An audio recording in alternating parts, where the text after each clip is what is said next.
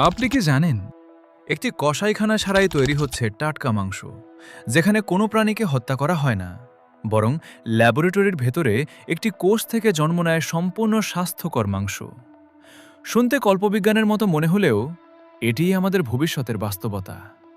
আজ আমরা জানব কিভাবে ল্যাবরেটরিতে তৈরি করা হচ্ছে এই জাদুকরি মাংস এবং কেন এটি আমাদের পৃথিবীর জন্য এত জরুরি। পুরো প্রক্রিয়াটি শুরু হয় এটি প্রাণীর দেহ থেকে সামান্য কিছু কোষ সংগ্রহের মাধ্যমে। এটি অনেকটা মানুষের রক্ত পরীক্ষার মতো সাধারণ একটি বিষয়।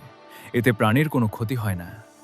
সেই সংগৃহীত কোষগুলোকে এরপর নিয়ে যাওয়া হয় একটি অত্যাধুনিক ল্যাবরেটরিতে।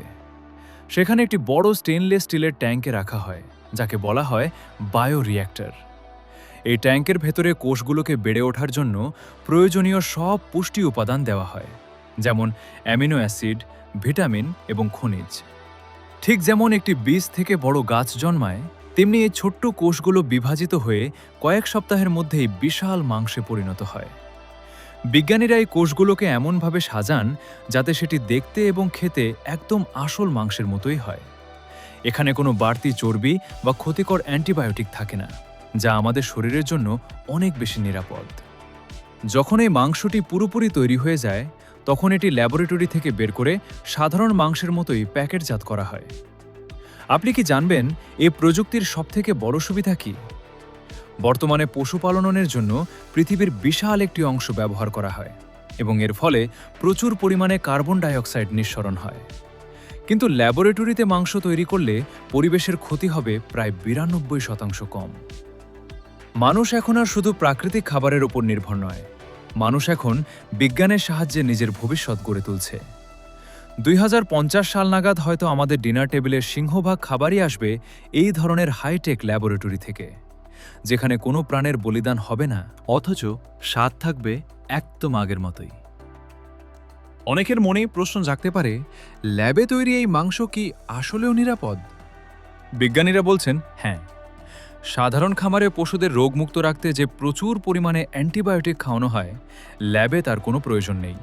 ফলে এই মাংস খেলে মানুষের শরীরে সুপারব্যাগ বা অ্যান্টিবায়োটিক রেজিস্ট্যান্স হওয়ার ভয় একদমই থাকে না।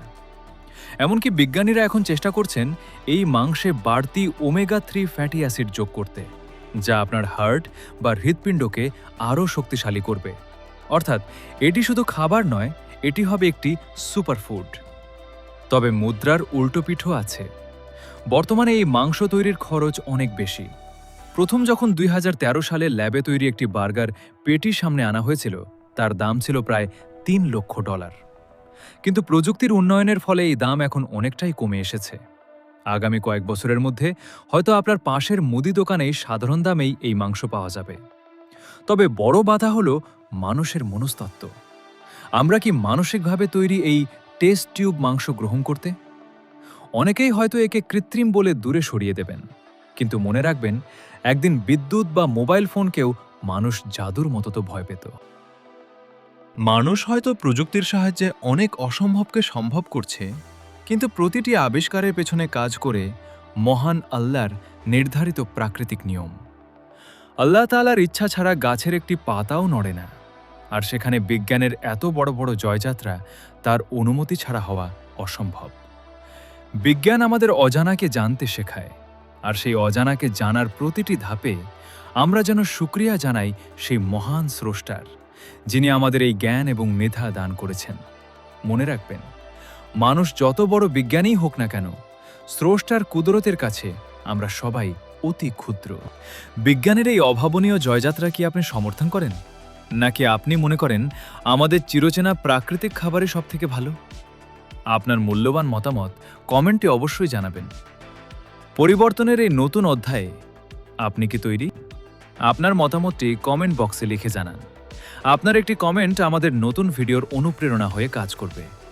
আজকের মতো বিদায় নিচ্ছি। দেখা হবে আগামী পর্বে আরও এক রোমাঞ্চকর তথ্য নিয়ে।